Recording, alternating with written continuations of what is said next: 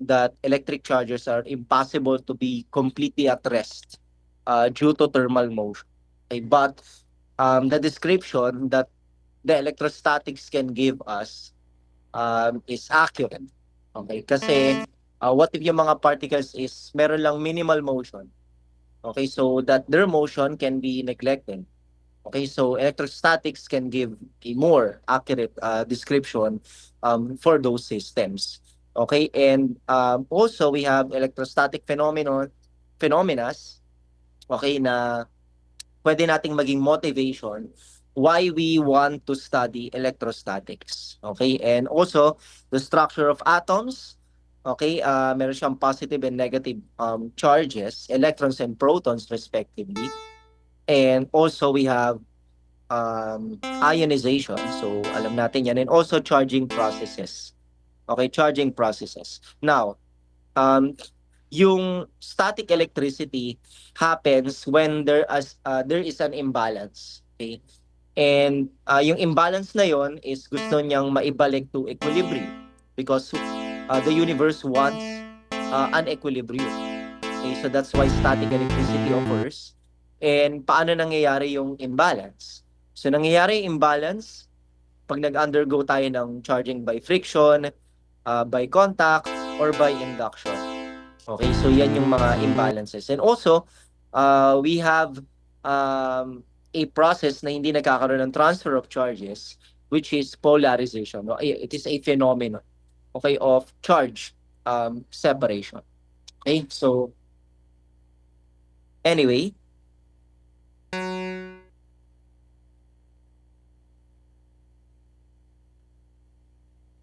so yung ginawa ko na nung kagabi,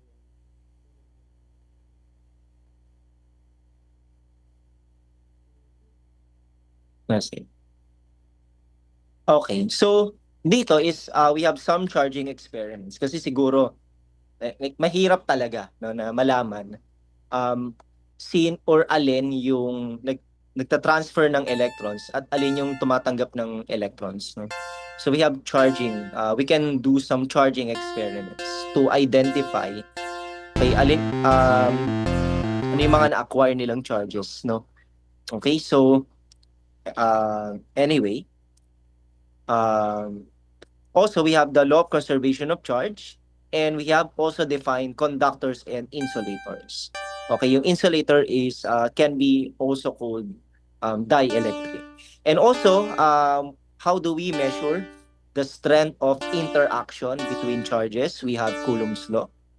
Okay, formulated in this way. So the force between charges is equal to some Coulomb constant K times Q1, Q2 over R squared. Okay, yung Q is yung charge measured in coulombs and yung R naman is the distance between them. So R squared. Okay, and also we have the electric constant epsilon sub zero. Okay, the electric constant is also called the permittivity of free space. Okay, so equal siya sa permittivity. Yes, so yung epsilon is is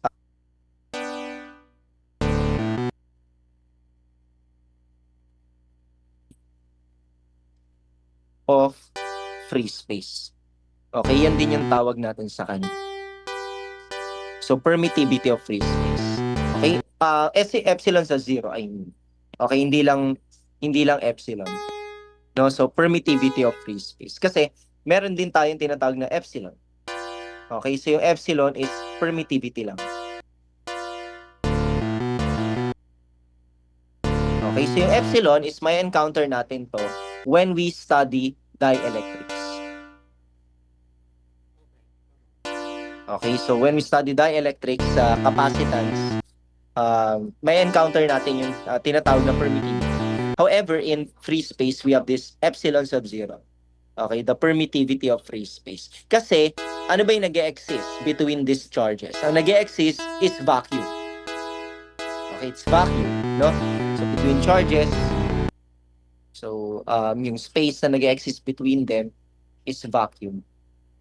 Okay, kaya, this is a free space. Okay? So it's a vacuum. However, hindi naman siya completely hindi naman siya completely empty. Kasi alam natin na may nag-e-exist na electric field within this vacuum.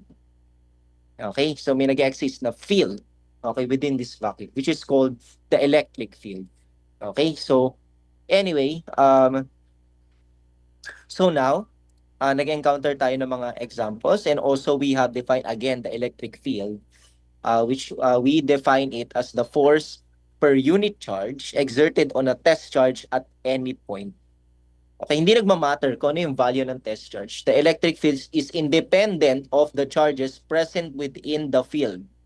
Okay, ang nagmamatter lang is yung source ng electric field na yan. Okay, so that's why kung ano yung location na nagpo-produce ng field, it is called the source point. And kung saan natin mini-measure yung field, it is called the field point. Okay, so it is called a field. Kung saan natin mini-measure, okay, dito natin mini-measure yung electric field. Okay, so, and this is the source of the electric field. Okay, so, anyway, and then again, encounter tayo na examples, and we now go to how do we measure the electric field of a continuous charge distribution. Siguro, recall lang natin for the discrete distribution. Okay, we have the discrete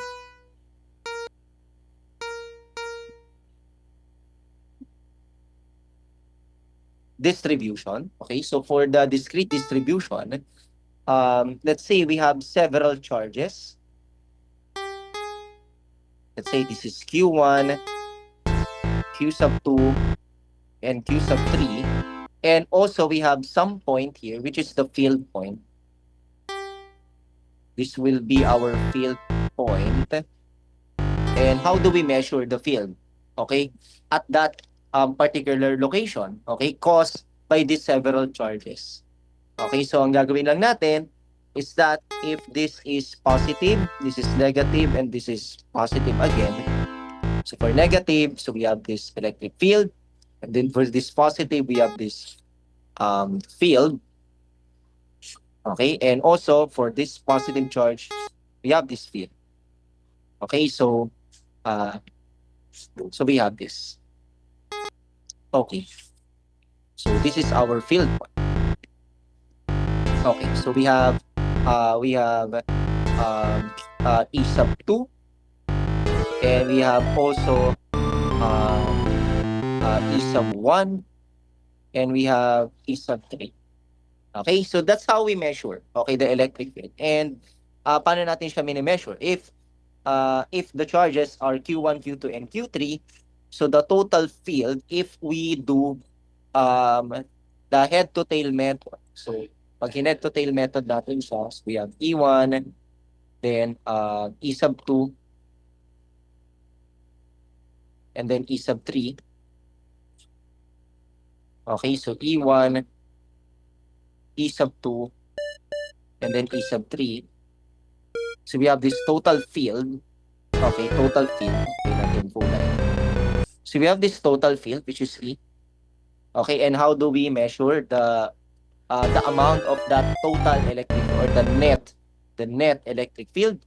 So the net electric field is just equal to the sum, okay, of all the individual electric fields, right, caused by these charges, no? And depende kung ilan sila.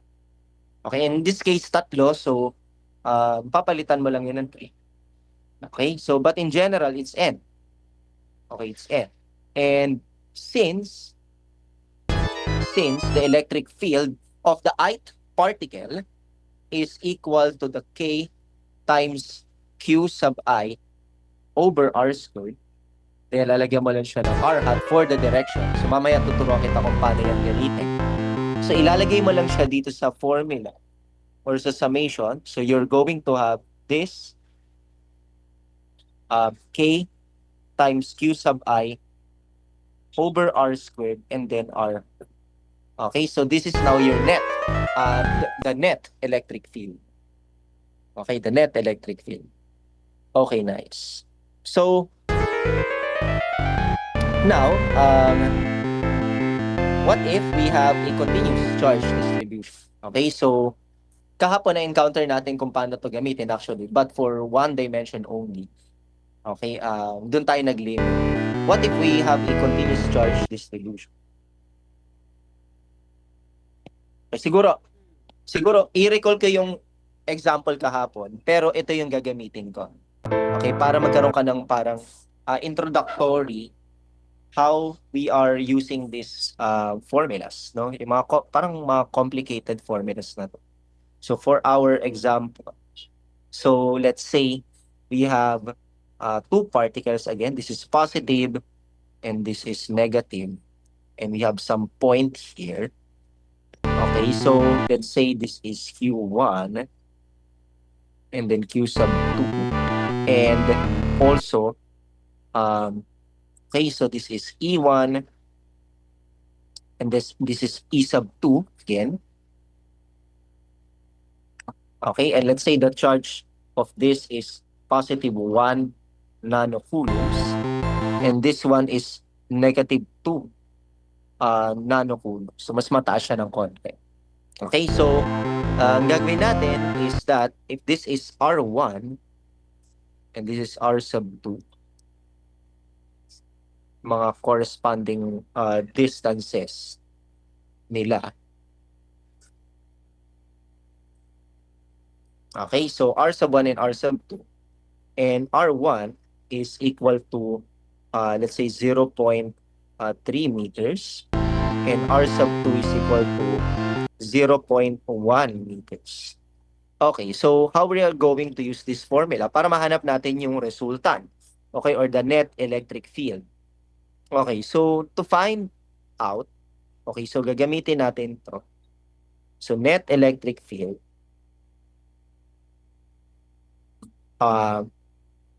is equal to, so the net electric field is equal to the sum n I is equal to 1, and then we have k, and then qi over ri. Actually, may ri pa pala to. Kasi depende sa distance nila.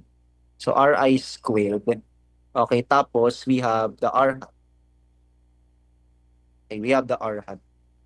And actually, dapat, ang gagawin natin is, dapat may ri din to. Kasi depende kung ano yung direction nila. Okay, kung ano yung direction nila. Wait lang. Verify natin.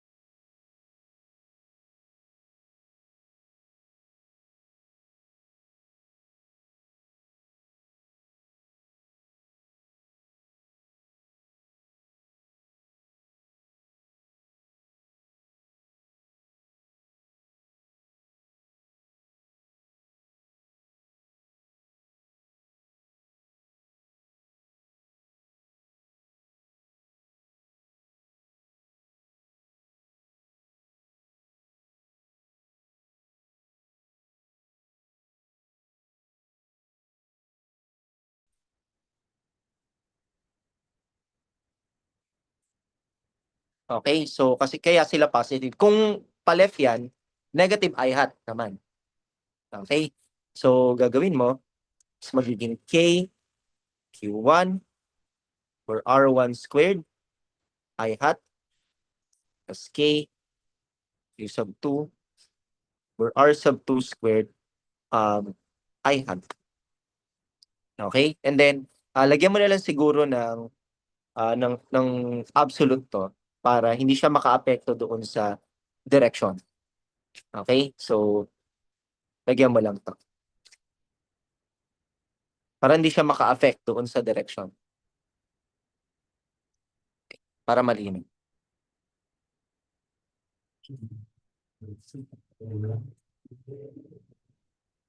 Okay, nice. Tapos, ang gawin mo, factor out mo lang yung I hat. So, magiging K Q1 over R1 squared plus K Q sub 2 over R sub 2 squared and then I hat. Gusto mo, factor out mo na rin yung K. Magiging K Q1 over R1 squared plus Q sub 2 over R sub 2 squared I hat. Gets mo ba? So, yan ngayon yung net. Yan ngayon yung net electric field. No? Yan ngayon yung net electric field. Okay, so, gagawin natin, substitute lang natin, 8.89 times 10 raised to 9 Newton meter squared per coulomb squared. Okay, and then times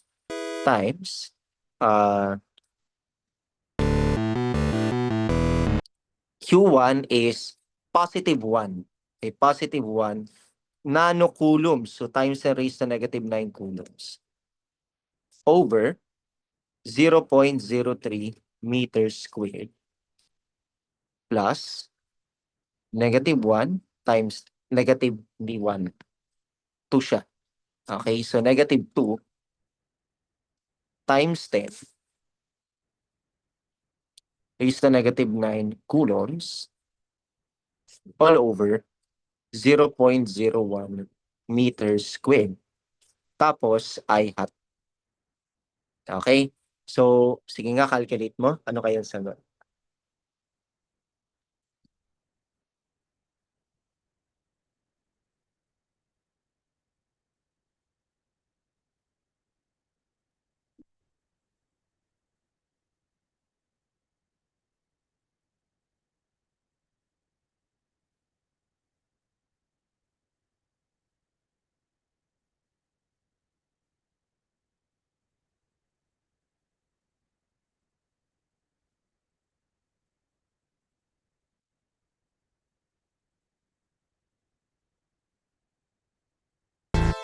Ha?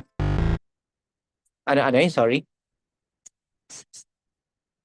1867. 187677. Right? Okay, wala ng point, no?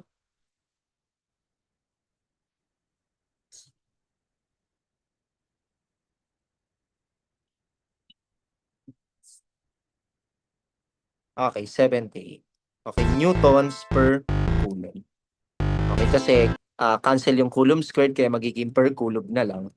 Tapos yung meter squared cancel, so magiging newton per coulomb. Okay, so this is indeed our net electric field. Ay, kulang pa pala. Dapat yan ay may I hat. I hat. For the direction. Okay? So I hat. Now, if i-ask ano yung magnitude, dapat positive palagi yung ibibigay mo. So, magiging 1,87677.78 newtons per coulomb. Okay? Alam mo na ba yung I hat, J hat, and K hat? May idea ka na, no? Tama. Okay, mga unit vectors. Nice. Okay, so, ito yung magnitude. So, this is the magnitude of force. Magnitude. Ito naman yung full vector, no? So, meron siyang magnitude plus direction. And yung direction niya is to the right. Kasi positive I hat siya. In the fact na siya ay positive I hat. To the right. So, ibig sabihin, yung resultant is papunta dito. So, papunta siya dito. Yung net electric field. Okay? So, papunta siya dyan. At ito yung values. Okay, so nalaman na natin paano gamitin itong form na to. Okay, so ngayon, ang tatandaan mo na lang is that okay, for a discrete system, so we have the electric field or the net electric field equals to the sum of those n charges tapos k qi over r sub I squared ri tatlo. Okay, so yan. Ganyan natin siya dinedescribe. Okay. Parang medyo naturuan na nga kita ng advanced electromagnetism. Okay, so electric field. Okay, nice. Minsan sinusulat nila tong R na to na parang ganito siya. Okay, ito medyo bigyan kita ng introductory sa advanced electromagnetism. I-discuss din naman natin yun. Minsan ganito siya dinedenote. And I is equal to 1, tapos K, and then this is QI.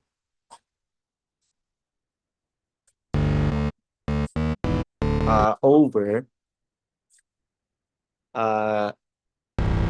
RI. So parang ganyan siya. Cursive R, no? Tapos RI at ganyan siya. Gagawin mo siyang cursive. Kasi bakit? Ah, ganito siya. Let's say, ito nga yung systems of particles. Ibalik natin. Okay, Q1, Q sub 2, and then Q sub 3. Tapos ito yung field point. Dito mo gustong i-measure yung electric field. Okay, sa point na yan. Okay, and the electric field is given by this form. Okay, exciting tong electromagnetism. No? Okay, so mathematically exciting siya. Kung mahilig ka sa math. So, for a discrete system, so we have this form. And paano siya malala? Okay, let's say, kasi ang ginagawa kasi natin dito, hindi naman guarantee na parang equal na equals. Hindi. Hindi, equal yan. Ang gagawin lang natin is that, kung ito kasing una, okay, yung the origin, in this case, is at the field point.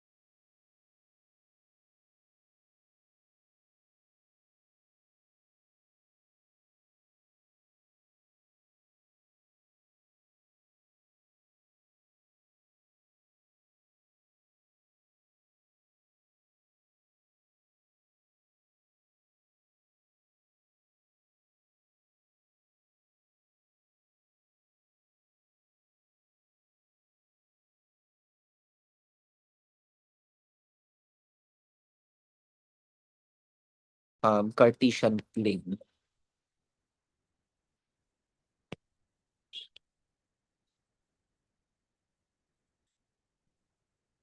Kumbaga parang ito yung sinusunod nilang Cartesian plane.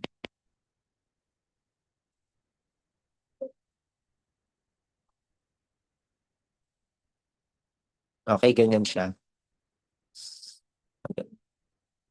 Okay, gets mo ba? Ito yung X, ito yung Y, ito yung Z. Okay, and since nandito yung origin, hindi ko na siya kanina kasi, nandito yung origin. Gets mo ba? So, pero dito, minove ko na siya dito. And it's symmetric. Walang problema kahit gawin ko yan. So, ang gagawin mo lang is that, measure mo lang yung distances nito. Neto, tsaka ito. Yung tatlong charges. Okay? Tapos, i-measure mo rin yung distance nito from the origin. Okay? Tapos, i-denote ko siya na wala. Nagiging generalize ka lang. Yes. What if the origin is not? Yes. Kahit nasaan yung origin, it will give you the same electric field. Okay? So, gagawin mo is that you have R1 prime. Hindi yan derivative R sub 2 prime and R sub 3 prime. Tapos yung isa naman is R lang. Okay? At yung distance nito, at yung direct distance between charges and yung field point is i-denote ko as itong kulay blue. Blue vector. Okay? So, ganyan siya. Okay? As yung blue vector. Okay? So, mangyayari lang yan, this will be denoted as cursive R. R sub 2 cursive R vector, cursive R sub 1 vector, cursive R sub 3 vector. Gets mo ba? Nakikita mo mabuti. Okay, so ang mini-measure kasi natin, ang nilalagay kasi dito sa ilalim, eto, yung direct distance between the field point and the source. Okay, palaging yan yung nilalagay natin dyan. The distance or the vector connecting the field point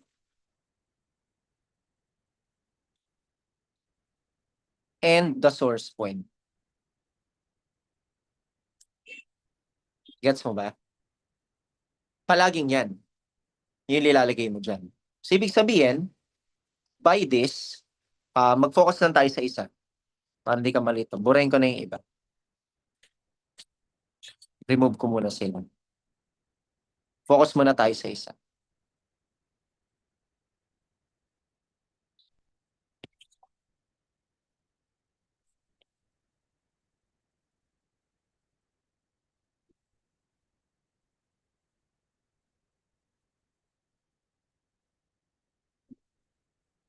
Focus muna tayo sa isa. Okay? So, dito muna tayo mag-focus sa charge 1. Okay? Charge 1 muna tayo.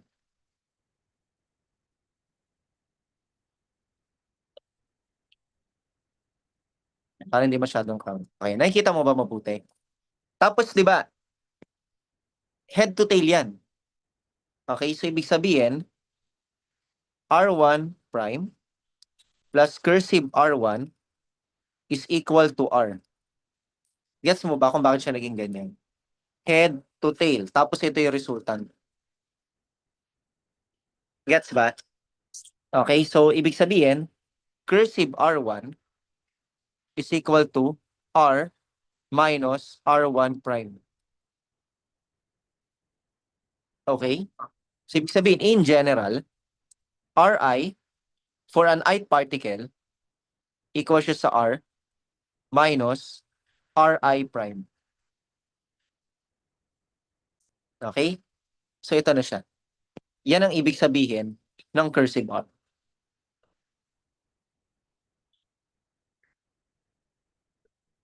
Okay? So, direct distance pa rin siya. What if I place the origin dito sa field point?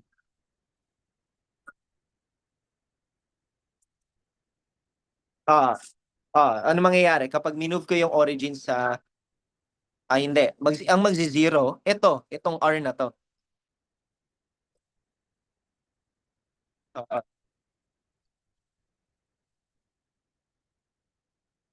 mm, mm, mm.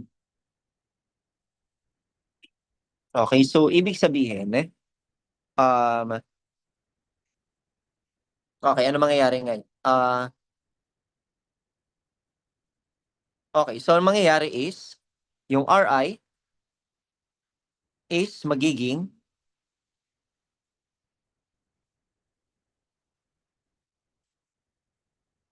negative vector Ri. Tama ba? If O is at the field point.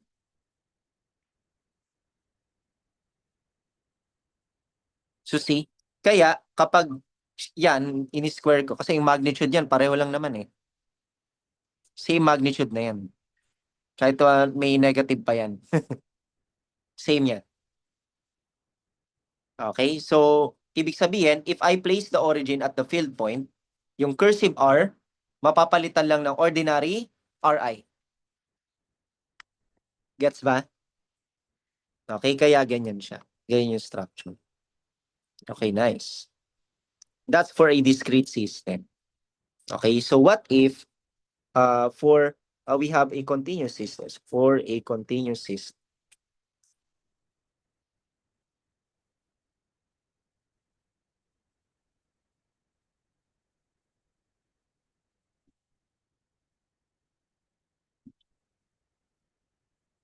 So for a continuous system, let's say we have this one.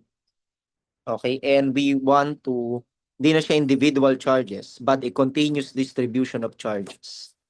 And we have some field point here.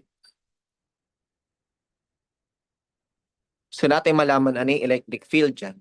Ang gagawin lang natin, since hindi siya individual particles, pipili lang tayo ng some small, very small region here.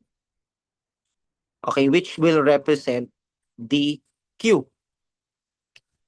Okay, and yung dq na yan has distance of r uh, from that. Okay, hindi ri r lang. Okay, so ngayon, what if we have that continuous distribution? Okay, so continuous distribution. So for that continuous distribution, paano natin siya i-calculate? Since there are infinite,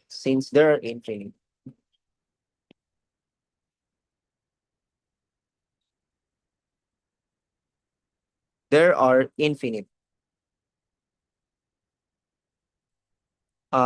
dq within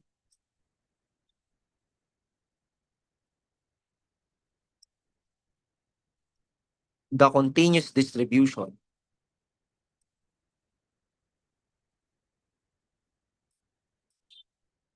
or within the body. So, ang gagawin lang natin yung infinite sum, kasi mag-a-add tayo ng infinite eh. I-replace mo lang siya ng integral. Okay? Ganun yung gagawin natin. So, kukuha tayo ng inspiration dito. Okay, kuha tayo ng inspiration dito. So, let's have this form.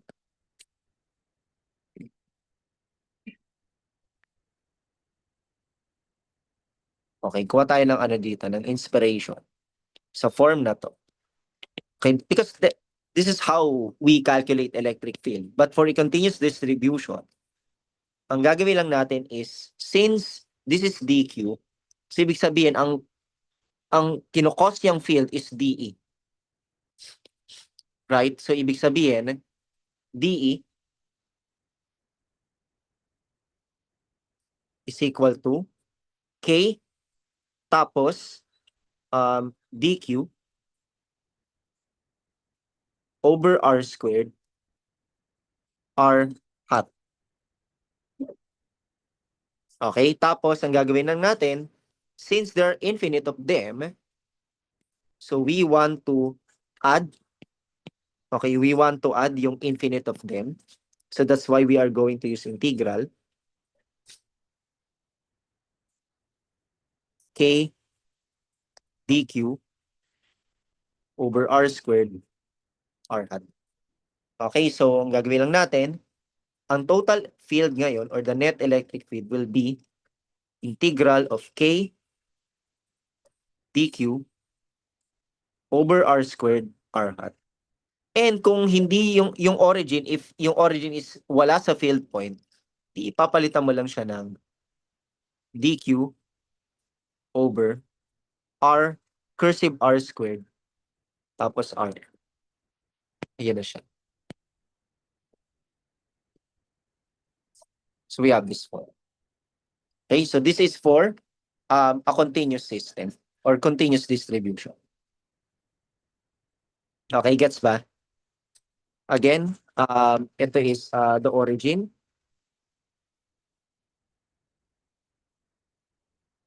Is at the field point.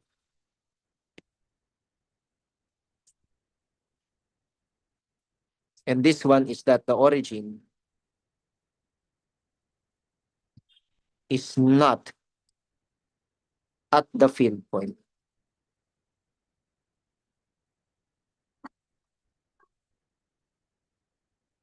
Okay, nice.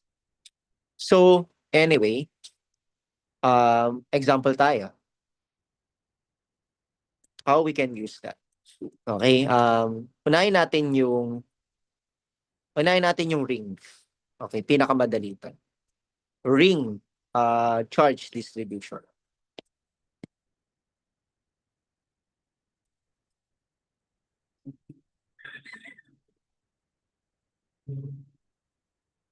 So what if we have a ring, tapos yung ring na yan merong charge?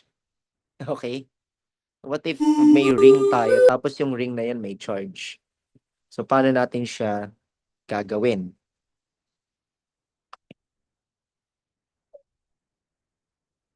So we have some ring.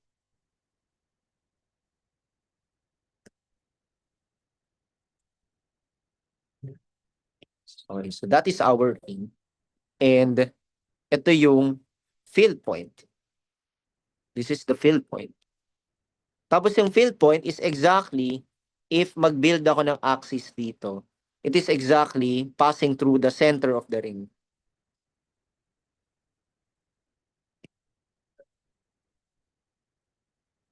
Okay, so passing through the center of the ring siya. Ito yung center ng ring. Okay, so this is our field point. Let's say this is point P. Okay, tapos ang gagawin natin is kung ito yung x-axis, this will be our x-axis. Ang question is, if ang total charge ng ring is Q, what is the electric field x distance from the center of the ring? Yan yung problem. Tapos yung radius niya is capital R. Okay? Hindi natin pwedeng gamitin yung summation clearly, no? Hindi natin siya pwedeng gamitin. So, para magamit natin siya, dito ko ilagay yung radius.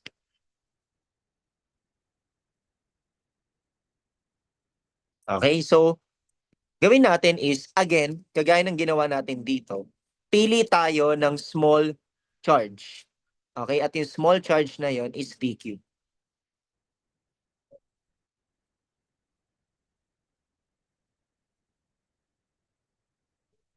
Pili tayo ng small charge, DQ. Yan, pili tayo. Tapos, assume to be positive yan kasi positive naman yung field. So, the whole charge distribution is positive. Okay, gawin natin. The water is blue. Yan siya. Okay, mag-drawing tayo ng field, electric field line. Okay, caused by that DQ. Kasi palabas positive siya di ba? So, ibig sabihin outward. Okay, so ito ngayon yung magiging DE.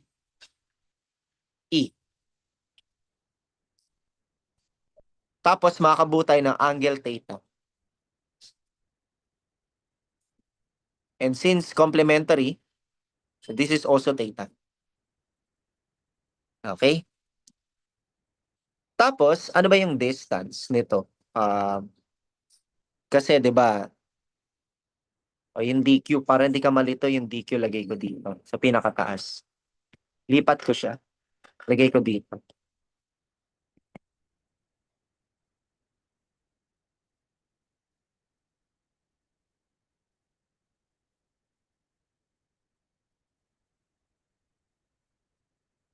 Lagay ko siya dyan. Okay, DQ.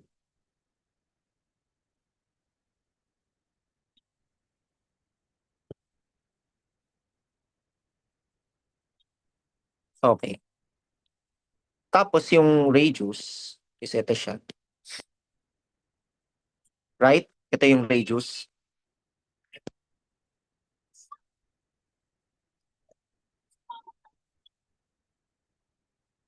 Okay, ano nakikita mo? Right triangle. Right? So, kung may right triangle ka, ibig sabihin, the distance of this is square root of r squared plus x squared. Right? Yan yung distance. Okay, so, okay, na-build na natin yung trigonometry. Okay, nung problem. No? Na-build na natin yung trigonometry niya. It's time to solve. No? Okay, so again, ang gawin natin is that, okay, unahin natin yung ganito sa mga ganitong problem, maghanap ka muna ng symmetry. So find symmetry.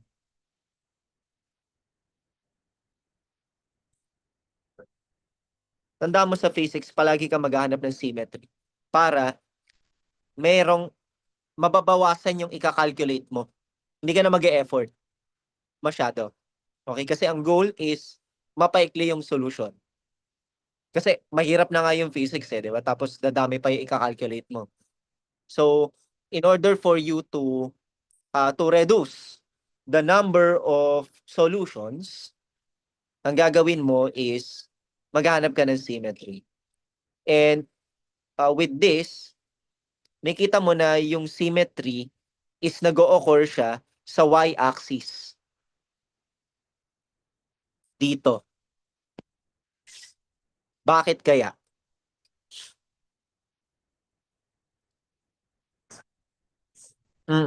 Bakit kaya nasa y-axis yung symmetry?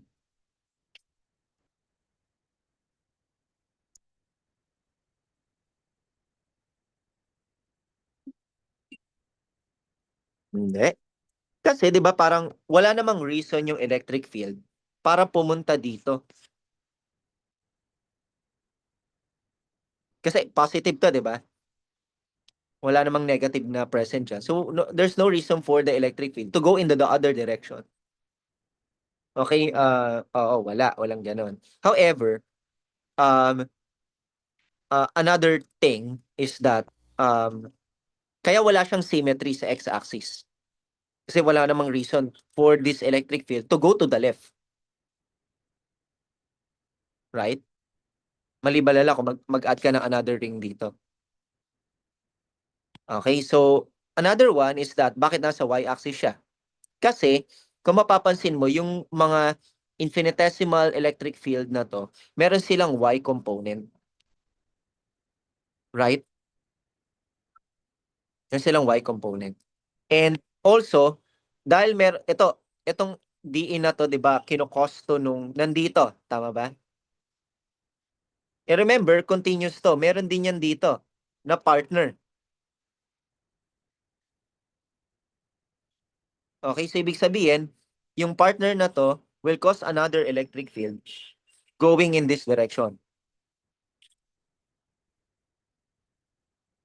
Right?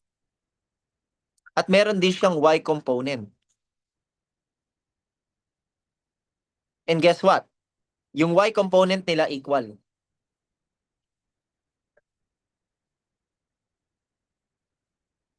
Ano mangyayari ngayon? Kung merong up and down, pag yan pinag-add mo, magiging 0. Nice. So, ibig sabihin, automatic or malalaman mo na agad,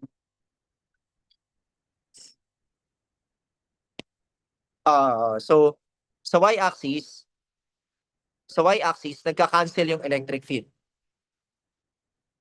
So, merong symmetry sa y-axis. So, that's why the y component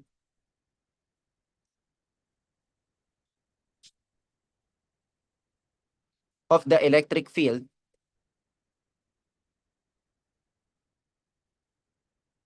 cancel. Gets ba?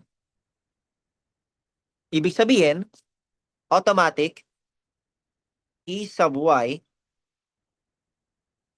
is 0.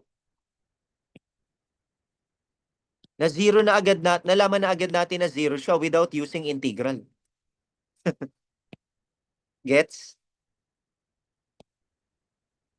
Ibig sabihin, pag pinag-add ko lahat ng y na makikita ko dyan around the circumference, anong result? 0. Gets ba? Kasi they cancel.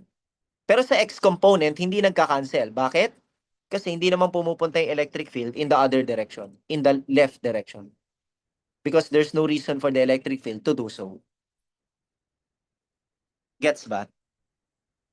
Okay, so EY 0. Ibig sabihin, ano na lang goal mong i-calculate?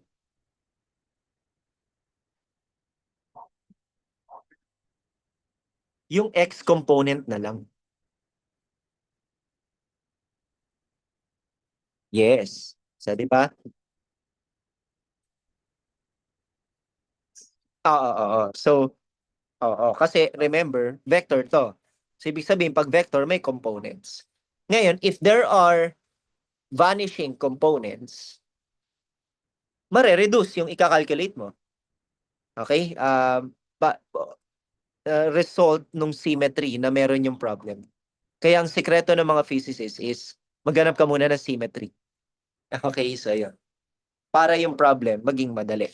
Hindi naman maging madali. Mabawasan lang yung kakalculate mo. So, gawin natin is that, okay, sulat natin yung field. E is equal to integral of K dq over R squared R hat. Tama? So, ito siya. Okay? Tapos, yung R hat na yan, R hat, no? Is always equal to cosine theta I hat plus sine theta J hat. Gets ba? Bakit? Bakit kaya? Kasi, if this is your vector, this is y, and this is x-axis. I-recall lang natin ng saglit. Okay. If this is your R, okay, if this is your vector R, palagi yang merong sa point na to, dito, palagi yang merong small r, tapos r hat, ibig sabihin yan yung direction niya. Or unit vector niya. Okay? Ngayon, paano mo mahanap yung components ng r hat na yan? Okay, yung r hat na yan ay meron siyang components. Okay, palakiin ko.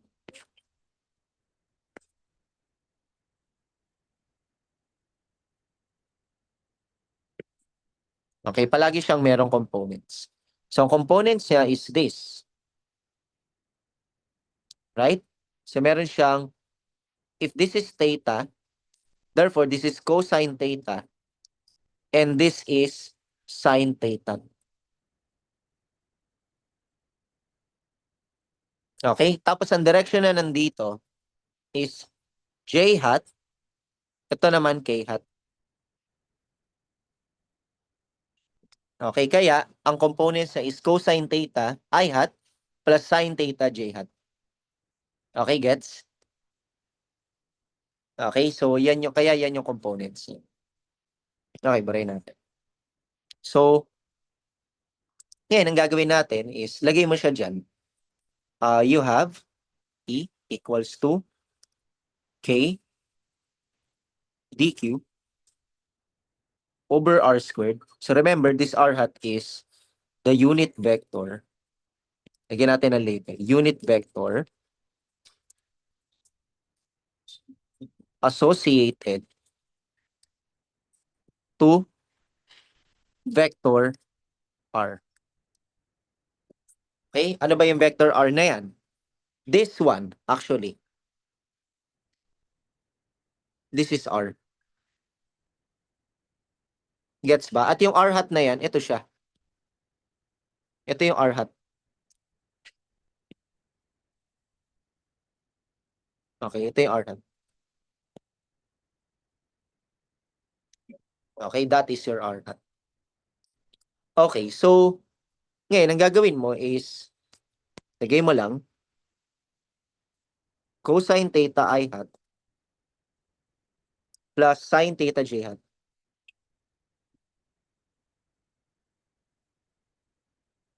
Okay, so, i-distribute mo, we're going to have k dq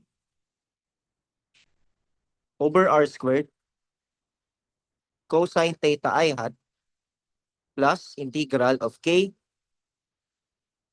dq over r squared sine theta j hat. Okay? Tapos, kung mapapansin mo, yung dalawang yan are the x and y components. So, this is ex and this is e sub y. Ex I hat and ey j hat. Gets ba? Eh kasi yung ey 0. Wala na to. So ano na lang matitira? Yes. So matitira lang e which is ex I hat which is equal to k dq over r squared cosine theta I hat. Okay? Ngayon, tanggalin mo muna yung I hat. Di naman nagmamatter yan masyado. Direction lang naman yan, ito the right. Ibig sabihin, yung resultant electric field, the resultant is going to the right.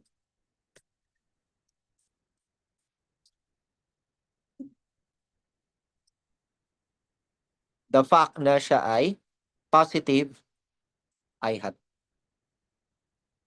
Okay? So, ang gawin mo, ex na lang muna. Ex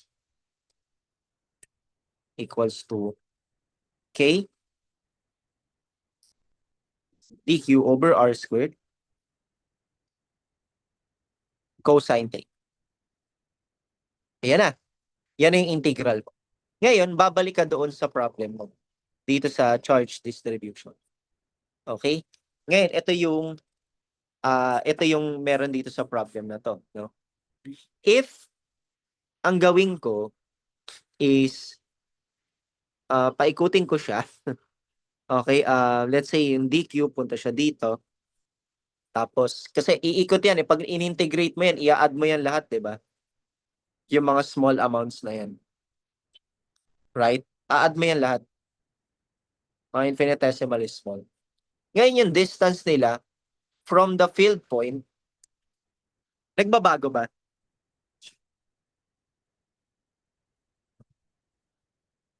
Bakit hindi?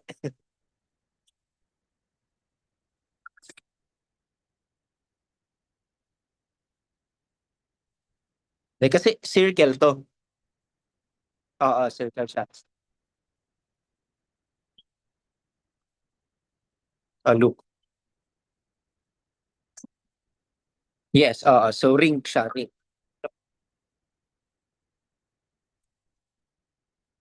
Yes, oo. Oo. So, yung R hindi nagbabago. So, ibig sabihin, R is constant.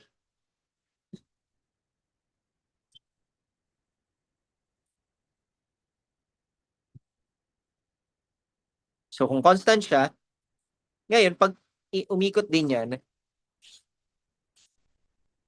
Hindi rin nagbabago yung theta.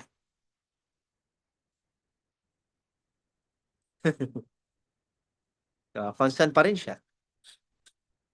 Right? So, you have this ring. No? Kumbaga parang if you imagine, uiikot siya, okay, hindi nagbabago yung theta. Okay, so kung hindi nagbabago yung theta, ibig sabihin, everything is constant. Lalabas mo lang sila ng integral. Okay, so ang gagawin mo, magiging k over r squared cosine theta integral of dq. So ano yung integral of dq? So pag yung lahat ng dq na yan pinag-add ko, ano magiging result? The capital Q. Right? Okay, so ibig sabihin, ang integral nito is k capital Q over r squared cosine theta. Okay? Tapos, tingnan mo yung trigonometry mabuti nito. Cosine theta, again, r is equal to the square root of x squared plus r squared, right? Tapos, yung cosine theta is adjacent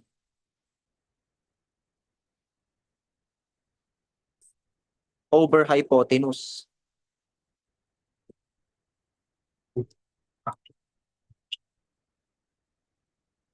Okay, so, ngayon, ang adjacent side ng theta is x. At ang hypotenuse, ito. So, ibig sabihin, this is equal to x over square root of x squared plus r squared. Ngayon, lagay mo sila dito. Ibig sabihin, yes, oo. So, magiging k q over. Ngayon, naka-square, di ba? So, ibig sabihin, magiging ano yan? X squared plus r squared na lang. Makakancel yung square root niya. Kasi remember, this is r. Okay, yung r, pag in-square mo, matatanggal yung square root. Tapos yung cosine theta, palitan mo nito. Magiging x over, siguro gawin mong fraction, x squared plus r squared raised to 1/2. Nakasunod ka? Okay. 1/2 plus 1, di ba 1 to? Eh, since same lang naman yan. So, EX now is equal to K Q X all over X squared plus R squared raised to 3 over 2. Or in full vector form,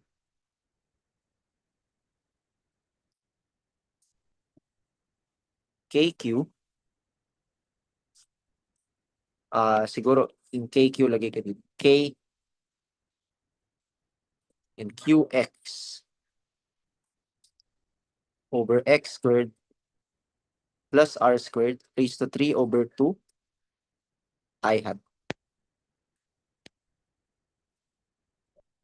So, ito na yung resultant din.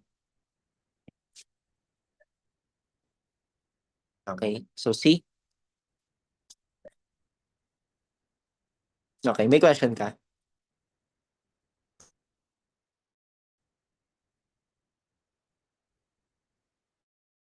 Ano yan? Di ba? So, ang gagawin mo is, ito na siya. And then, pag meron kang value ng capital Q, yung charge ng ring, tapos yung radius niya, tapos yung distance ng field point, which is x from the center, malalaman mo na ano yung electric field sa point na yun. Okay, malalaman mo na siya. Okay. So what if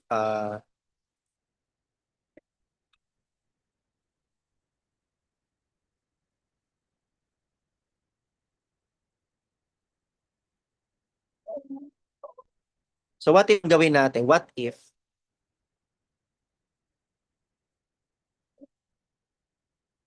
the field point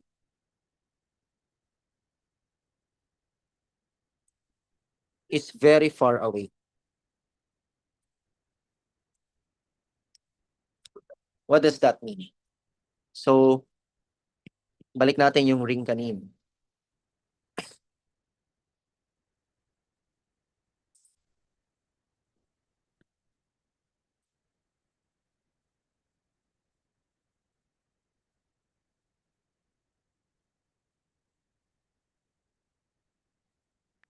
Okay. Mhm. Tingnan natin. So what if very far away siya? So, ibig sabihin yung X na to is very large. Kasi sobrang layo niya. Okay? If very large siya, tignan natin to. Mag-focus tayo sa magnitude. EX, sa to K, QX over X squared plus R squared raised to 3 over 2. So if X is very large,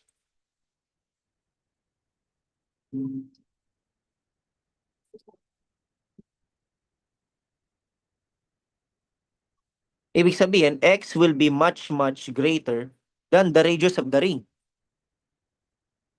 Right?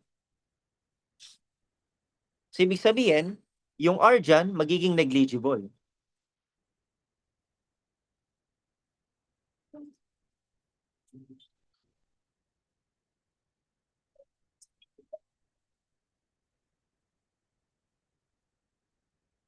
Kasi, parang wala rin, di ba? So, ibig sabihin, yes. So, EX now will be K, QX over, mawawala yung R. So, ibig sabihin, magiging X squared to raised to 3 over 2. Right? So, ibig sabihin, magiging K, QX over X cube, right? Cancel X. So, magiging EX is equal to K, Q over X squared. Ano yung kamukha nito? May kamukha yan. E equals to K.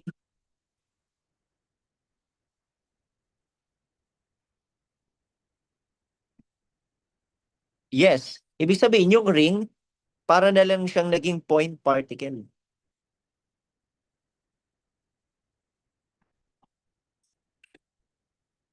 Yes, oo. Kung ito yung field point, sobrang layo, hindi na obvious na ring siya. So, ibig sabihin, yung ring, direct distance na lang, which is X. Okay, yung ring is nag-act siya na the ring now acts like a point particle or point charge. Okay, tapos ang charge niya is capital Q.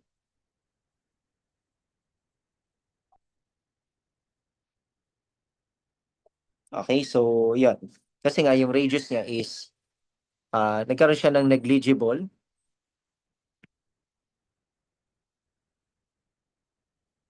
radius. Okay? Diba ang ganda ng electromag? So yun.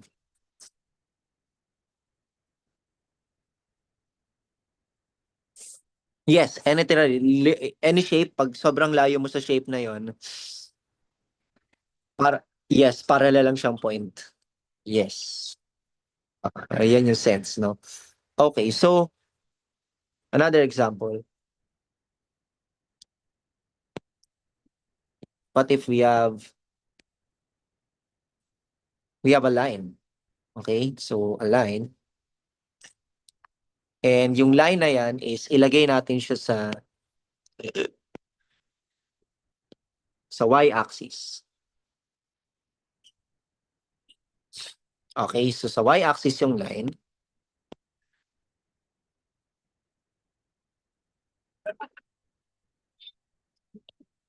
Okay, and yung origin, ilagay natin siya dito.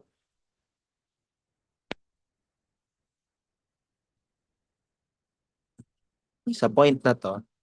And let's say the field point is also along that origin. Okay, field point P. Okay, and let's say ang total charge is Q again. So ano yung field at that point, no? Again, X distance.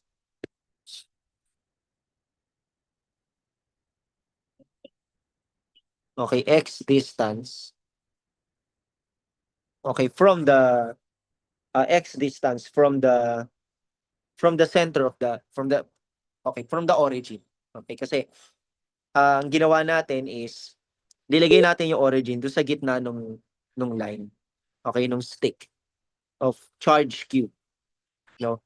Tapos ang total length niya is let's say ang limits is from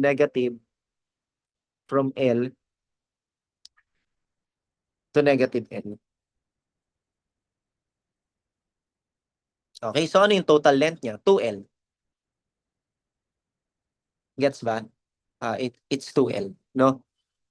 Ngayon, ano yung field caused by that? Again, pipili na naman tayo ng infinitesimal charge. We pick an infinitesimal charge, dq. Tapos, drawing tayo ng field line. And this is dE. And again, ito na naman yung r hat.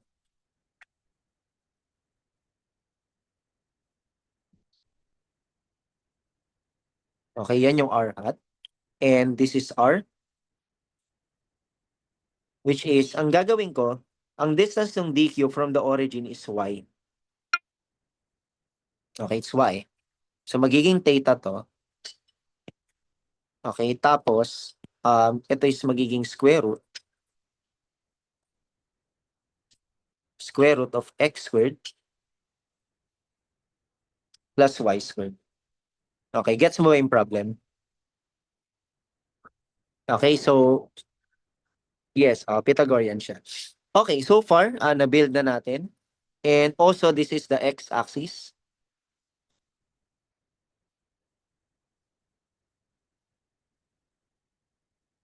And again, nasan yung symmetry?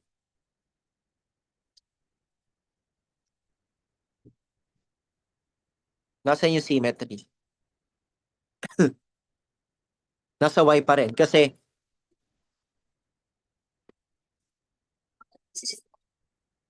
hindi na. So, yung pantay yung nasa taas at saka yung nasa baba. Tama? Okay, so ibig sabihin, symmetric siya sa y. Pero sa x, hindi. Again, because the field has no reason to go in the left direction. Okay, so ibig sabihin, there's a symmetry in the y-axis. Therefore, the electric field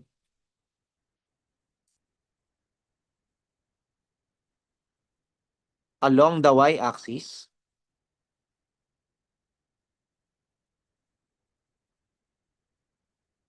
cancel. Kaya nagka-cancel siya. So kung nagka-cancel siya, EY is equal to 0. So ika-calculate na lang natin is E sub S. So again, ulitin natin yung ginawa natin kanina. E is equal to integral K dq over r squared r hat. And again, r hat is cosine theta plus sine theta j hat. Okay, so lalagay lang natin siya.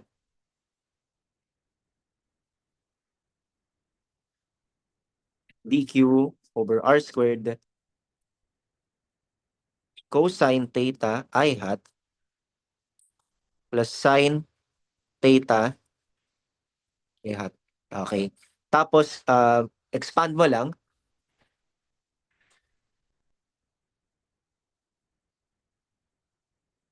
for r squared plus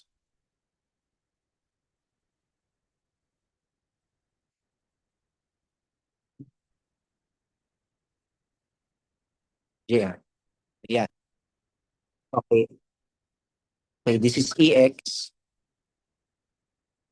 So, again, this is EY J hat. So, mangyayari ulit sa kanya, zero na ulit siya. Kaya, E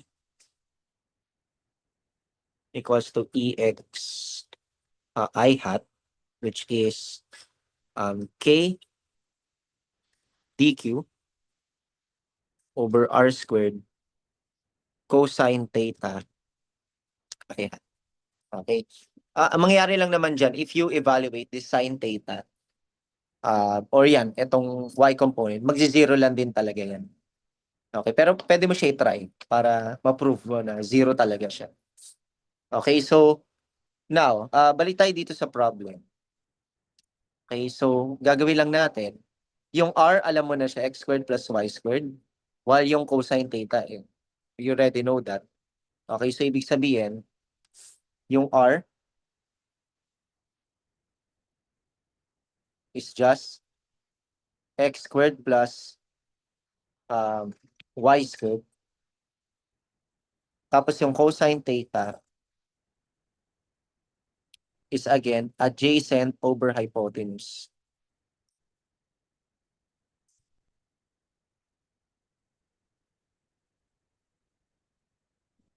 So,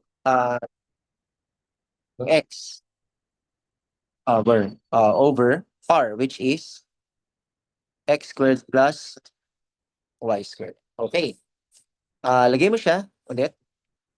Kaya magkakaroon tayo ng E x, yung magnitude na lang muna. So magiging K dq over square root. Ay, hindi na square root kasi naka-square eh. So magiging x squared plus y squared. Tapos cosine theta, which is x over x squared plus y squared raised to 1/2. Okay, so i-combine mo lang. Magiging K dq. Gawin natin ganito. X over y squared. Y squared raised to 3 over 2.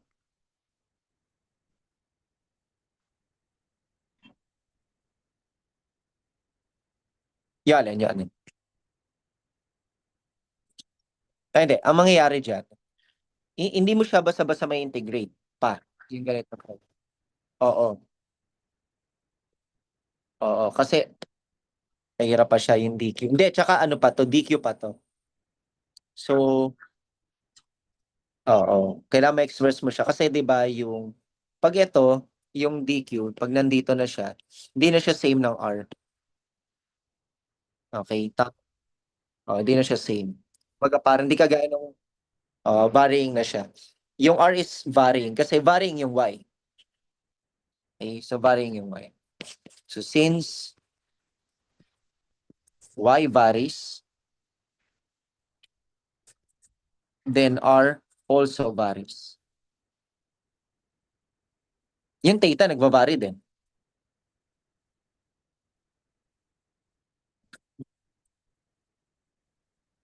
Kasi yung theta na, express mo na siya in terms of ratio. No? Oo. So, ang mangyayari dyan, x does not vary. However, yung y yung nagbabary. So, ibig sabihin, in principle, hindi ito constant. Hindi siya constant lahat. Kasi, 'di ba? Hindi siya constant lahat. So, kung hindi siya constant lahat, well, ang pwede mong gawin diyan, ah okay, paano kaya natin siya i-integrate? Okay, ang integral niyan is from negative L to L. Okay, from negative L to L siya. Okay, how we're supposed to do this? Gawin natin is yung dq, express mo muna in terms of x and y. In terms of y. Ito kasing line na to, meron siyang tinatawag na linear charge density. Ganon din yung ring kanina. Kaso nga lang, nag-constant naman. So, di ko na ginawa to. So, yung linear charge density, denoted as lambda.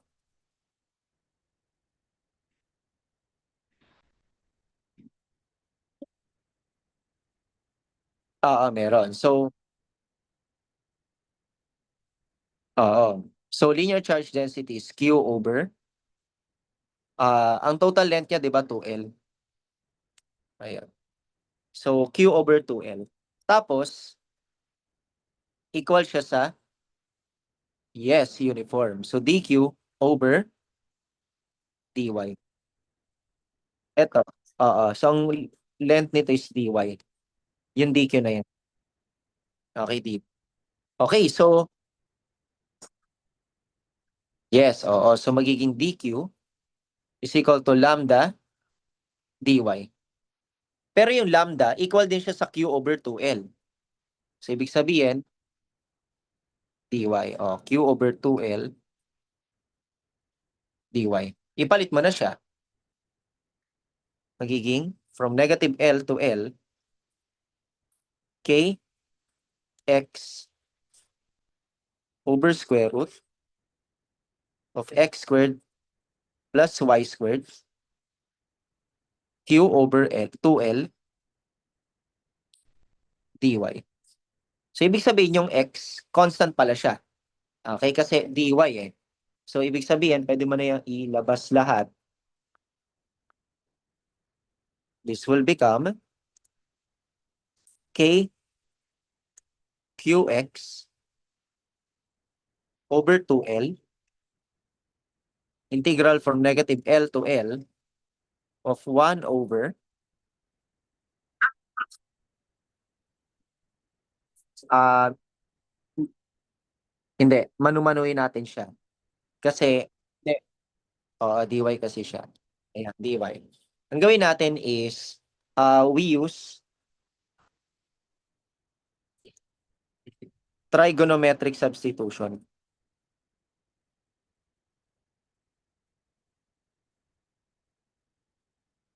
Substitution to solve the integral.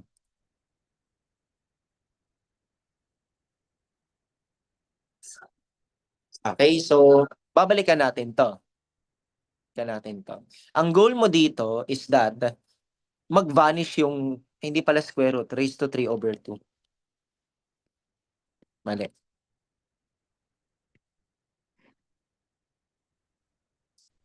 Mhm. Yan, 3 over 2. Okay.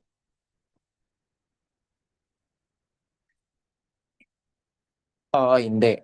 Kaya hindi siya madali. So, ang gagawin natin is, ah,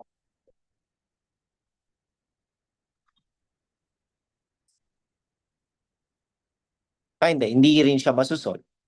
Kasi, hindi ka pwedeng gumamit ng power rule. Hindi pwede. Tsaka naka-fraction kasi yung power. So, ang gawin mo is, ang goal mo dyan, mag-vanish yung 3 over 2. Okay, kailangan mawala yan. So, ang gagawin natin is, kailangan yung x squared mawala. Okay, so paano natin siya gagawin? Gagawin natin is we recall yung definition ng tangent theta. Yes. So we have the opposite. So ito, makikita mo kung bakit. Adjacent. So ang opposite ng theta is y at ang adjacent niya is x. So we have y over x. So ibig sabihin, I can express y as x tangent theta. Ngayon, ang gagawin ko is I square y, kasi naka-square yung y dyan eh. Kaya magiging x squared. Yes, tangent.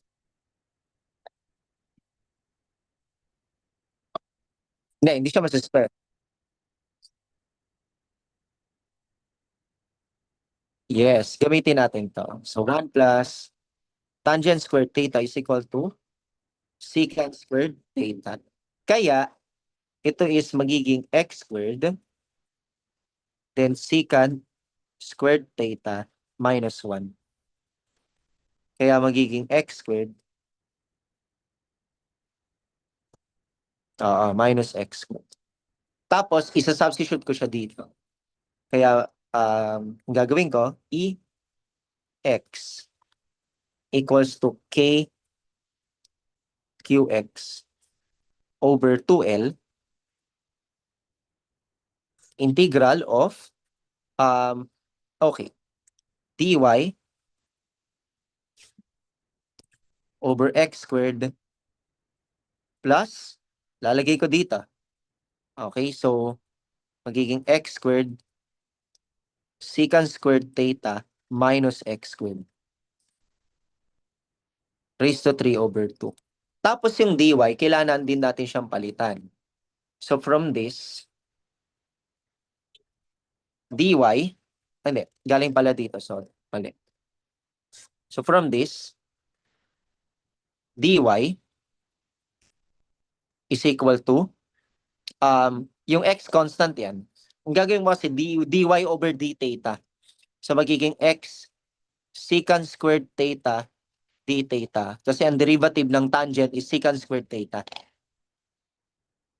Okay, kaya yung dy, papalitan mo siya ng x secant squared theta d theta. Okay, tapos yung limits, papalitan mo din. Okay, so dahil may bago ka ng limits, so yung papalitan mo siya ng ano ba?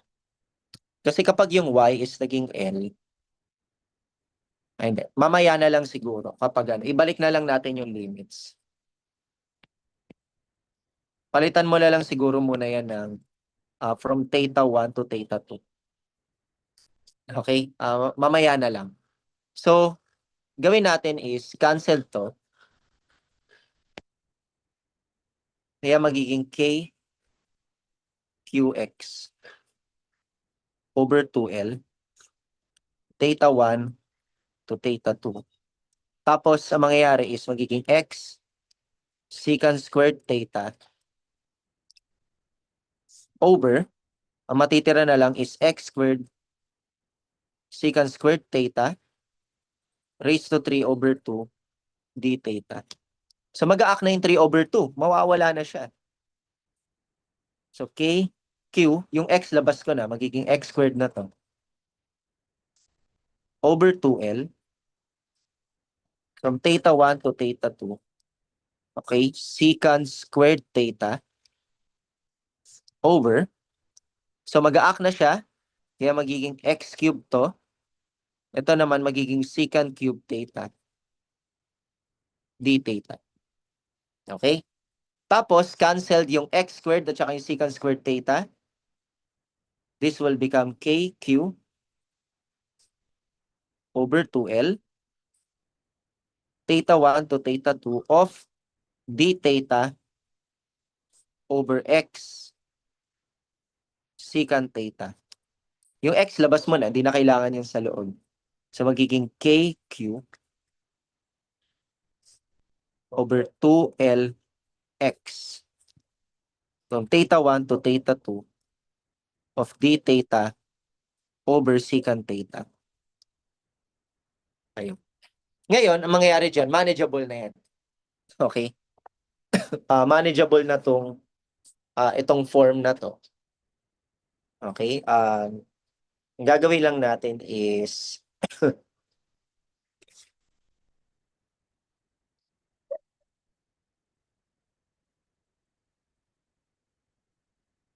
1 over secant theta is ano siya eh. Kasi 'di ba?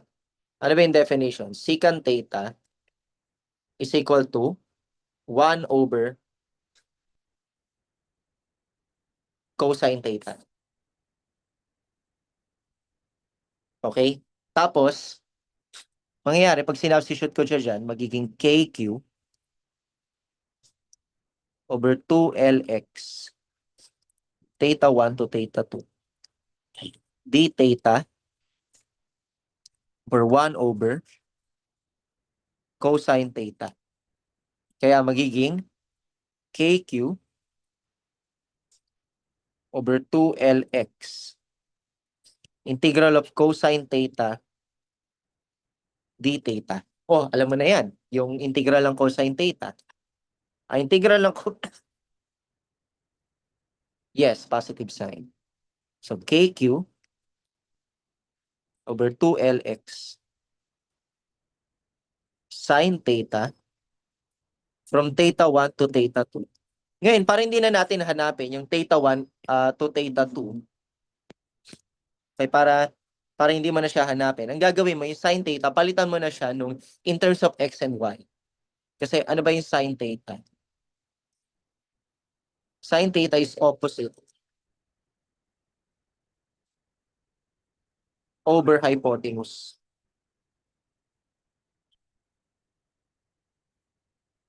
And ano ba yung opposite? Ang opposite ng theta is y over r. So, ibig sabihin, this will become y over square root of x squared plus y squared. So, palitan mo na siya. So, that will become kq over 2lx y over square root of x squared plus y squared. O, in terms of y na, hindi palitan mo na yung theta, yung limits. From negative L to L. Okay, so, substitute mo na, KQ over 2LX. So, magiging L over square root of x squared plus L squared minus negative L. Kaya magiging plus N. Okay? Hindi para obvious. Sige, gawin natin. Negative L over square root of x squared plus negative L squared. Okay, so palitan mo lang KQ over 2LX L over square root of x squared plus L squared. Negative, positive. Square root of x squared plus negative L squared is still L squared. Hindi pareho lang eh, mag-add lang sila. So magiging KQ over 2LX times 2L over square root of x squared plus L squared. So, ano mangyayari? Cancel 2L. So now, the magnitude of EX is equal to KQ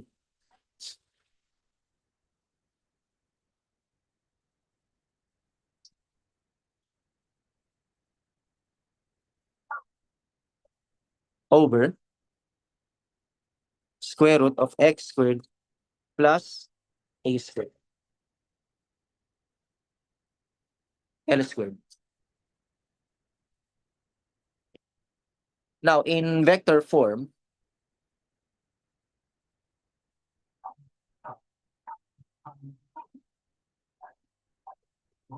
so Ex or E in general is equal to KQ over square root of x squared plus L squared I hat. So this is to the right. Kasi nga, we have positive I hat. Okay, gets mo ba? Nangyari. Okay, so yun. Basta alam mo yung total charge ng stick, tapos yung distance mo, x from that, and then yung length ng stick, L. Okay, hindi, 2L pala yung length niya. Pero basta alam mo yung value ng L, you have this for.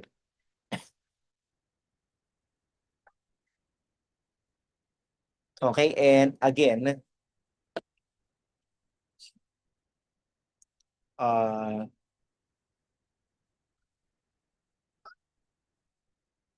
ito pa ba? Alam mo, kulang pa ba tayo? Ay, kulang pa pala, hindi nag-cancel yung x. Ito siya. Dapat may x pa dito. Oh, nawala siya. Magtatampo yan. Okay. Dapat isama natin siya.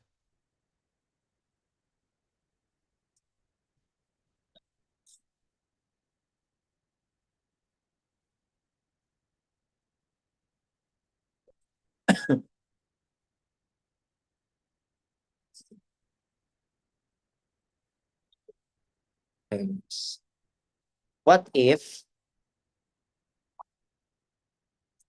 P or the field point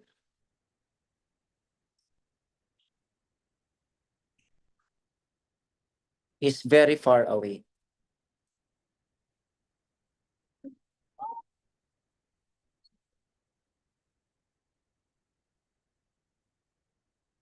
Okay, so what if it is very far away? Ngayon, mangyayari, x will be much, much greater than the length of the stick. Right? So, ibig sabihin, E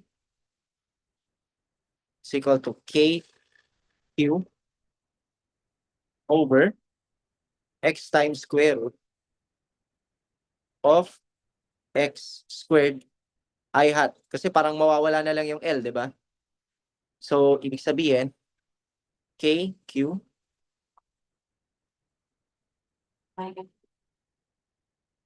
over x. And ang square root ng x squared is x. Ano mangyayari? Magiging KQ over x squared I hat. Nakamukha na naman ng KQ over R squared I hat. Diba? So, ibig sabihin, very far away, yung stick, nag-a-act na naman, kagaya nung kanina, as point particle.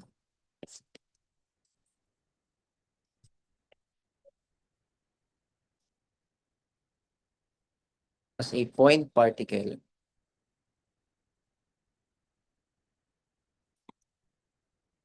When the field point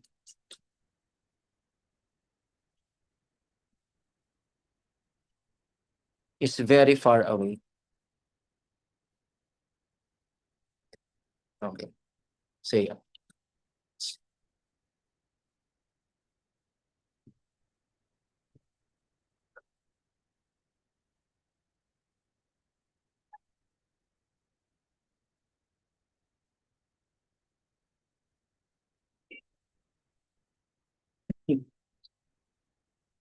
But what if, what if the stick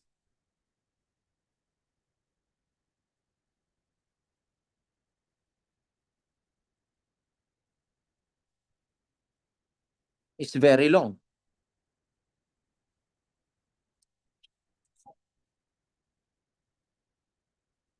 Okay, or in other words, we have an infinite line of charge.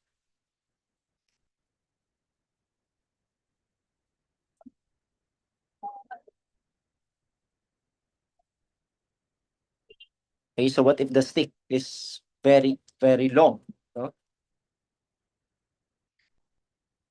Okay, so ibig sabihin, kung meron siyang very long stick, L is much, much greater than to X. Baliktad naman. Baliktad siya dun sa kanina. Okay, ano mangyayari sa formula? Okay, so balik natin to.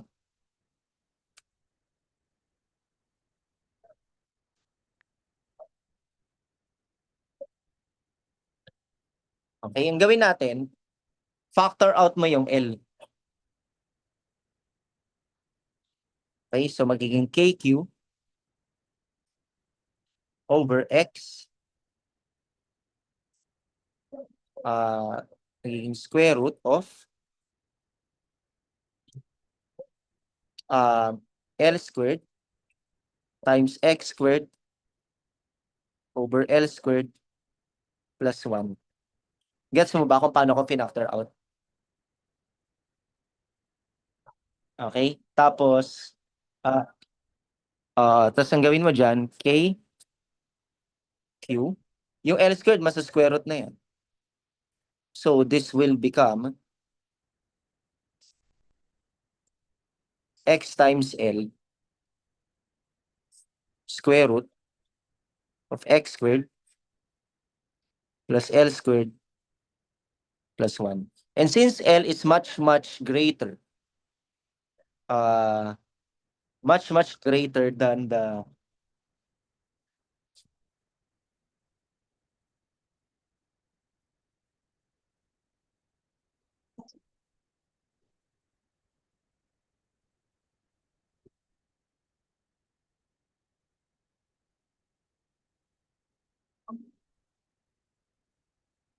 okay, so ngayon, since L is much, much greater than to X, okay,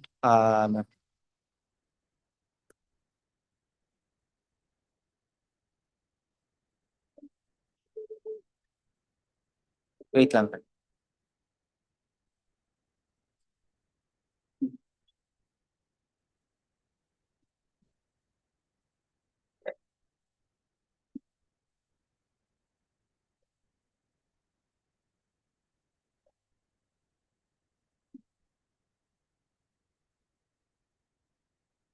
Okay. So L is much, much greater than to X. So mangyayari lang dyan is yung X over L will approach 0. Okay, kaya magiging KQ over 2L, 2L, XL, then square root of, mangyayari sa loob ng square root.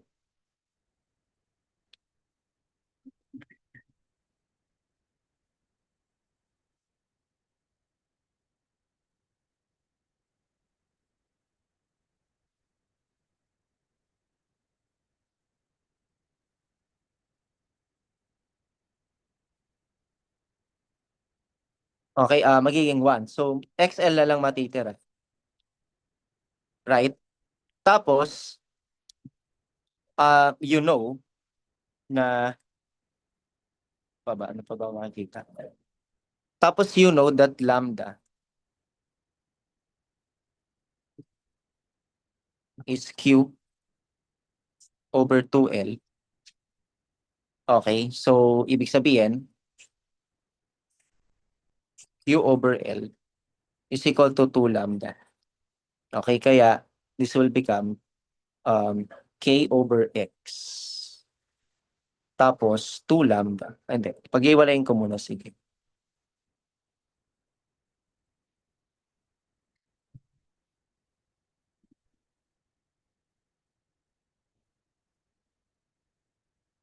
Okay, kaya magiging K over X.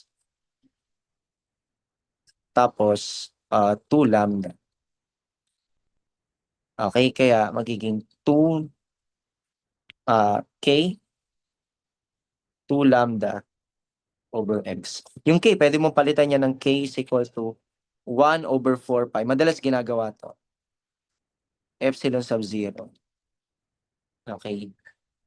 So this will become 1 over 4 pi epsilon sub 0, 2 lambda over x. So this will become 1 over, this will become lambda over 2 pi epsilon sub 0 x. Okay, I hat. May vector na. Ayan, I hat.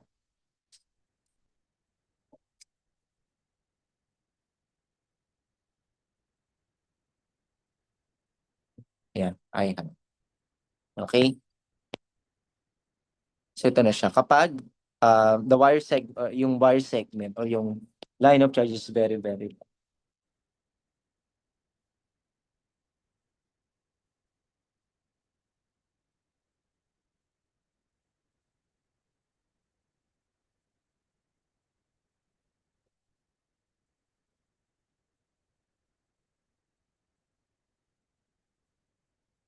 Yung alin?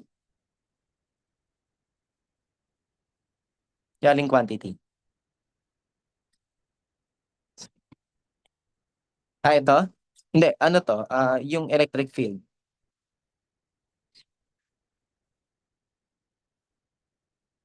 Tukan. Hindi, kasi ito yung K. Ito yung K.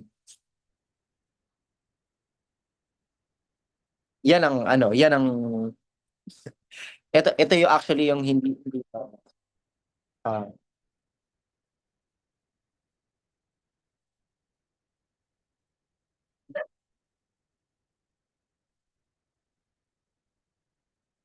okay. Oo, actually hindi ko rin alam kung bakit na meron din siya 1 over 4 pi. Or 4 pi. Siya nagko-contain ng 4 pi.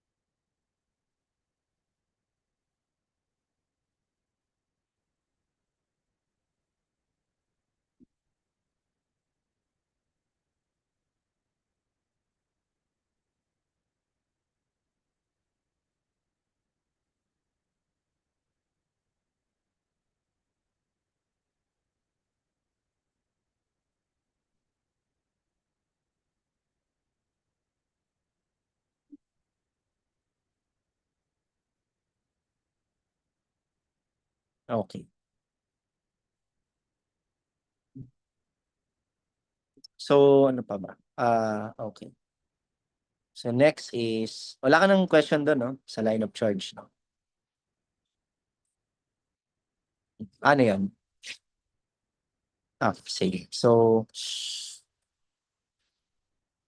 okay, tayo, electric field lines. So siguro, bilang natin ng konti, electric field lines.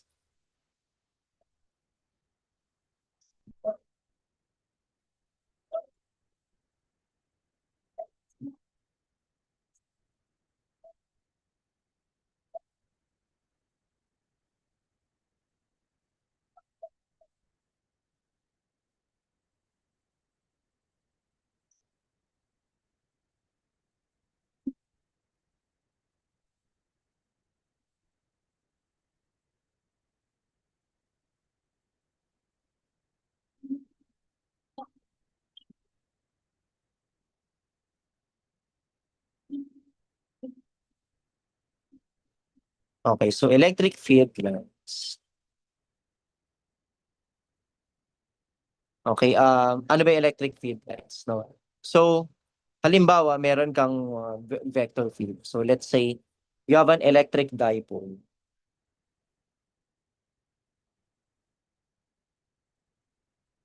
Okay, electric dipole. And sa electric dipole, ah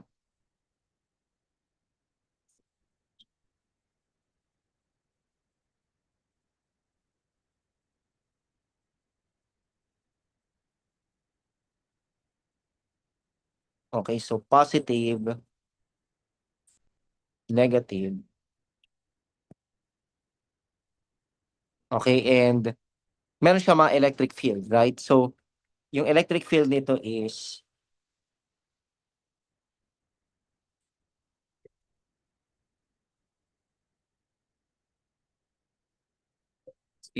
palit siya ng palit.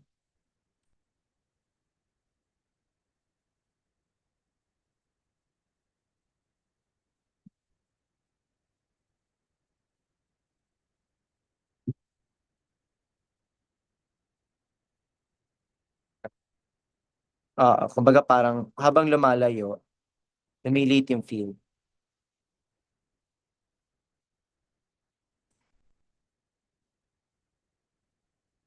Hindi, dahil sa ano siya, inverse square law. No? Inverse square.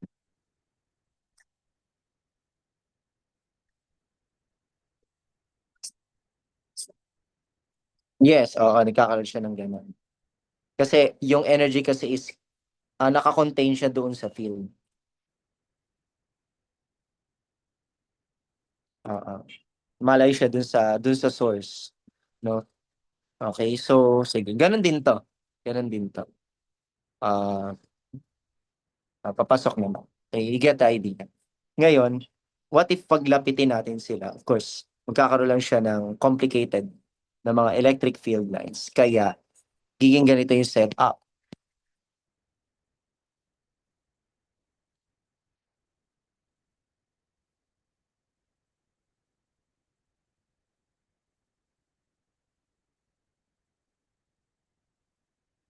Okay, so you have positive,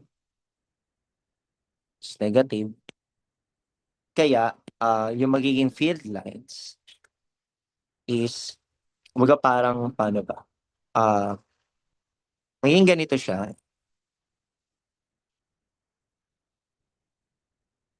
Okay, tapos, another one, parang, mahirap na siya i-drawing. Okay?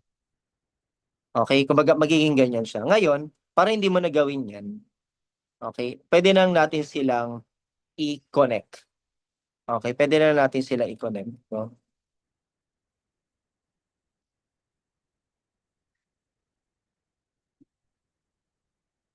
Okay, pwede natin silang i-connect.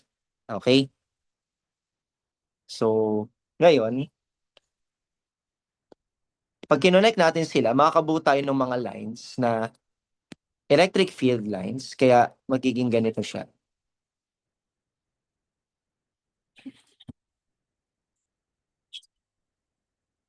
Mas convenient gawin to.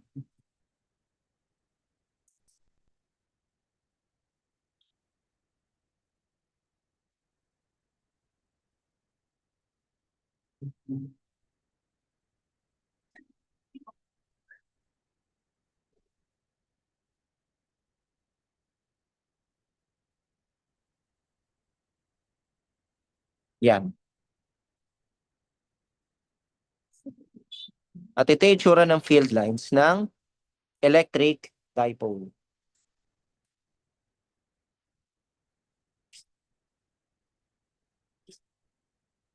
Gets mo ba? Okay? Yan yung itsura ng yung field lines ng electric dipole. Okay? So, ibig sabihin, yung electric field, tatandaan mo lang, the electric field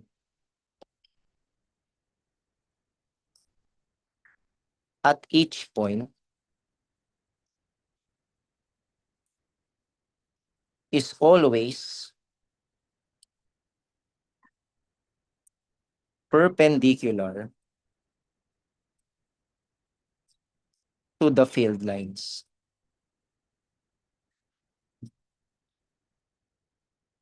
Okay, and also, um, the electric field lines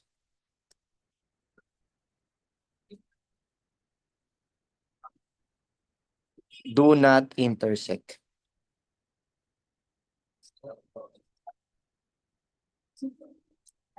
Okay, do not intersect.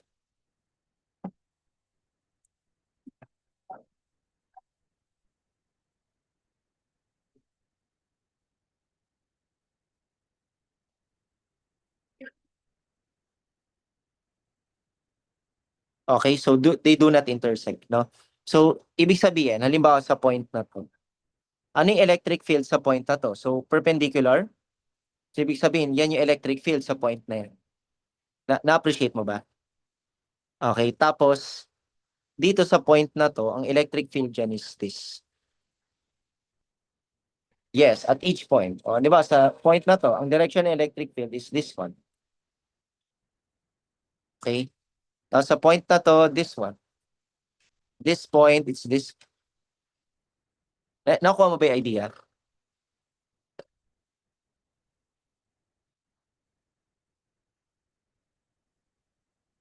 Okay, so it is always perpendicular. Tapos kapag malapit siya doon sa source, mahaba yung field. Pag malayo, maliit.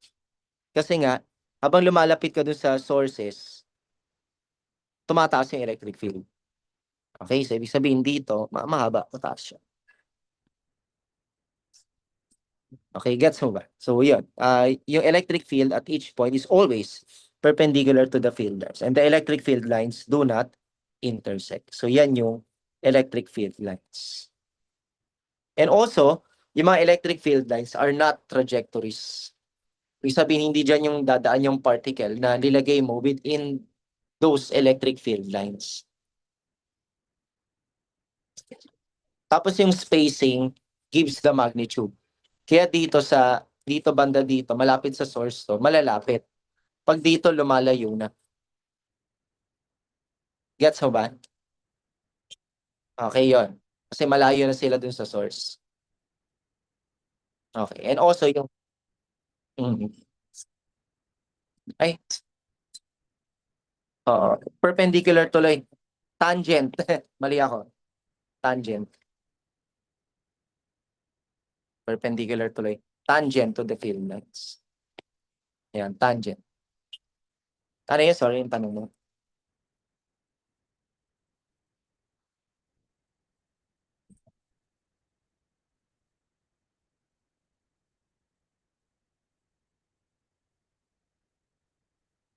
Ano yun? Sorry, may question ka.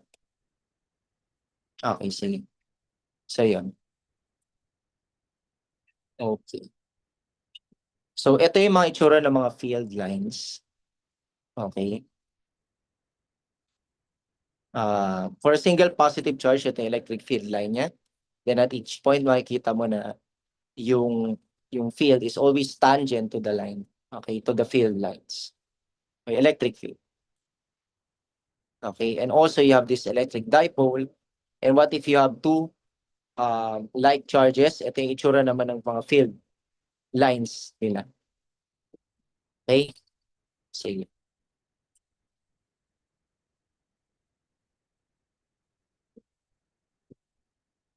Okay, so,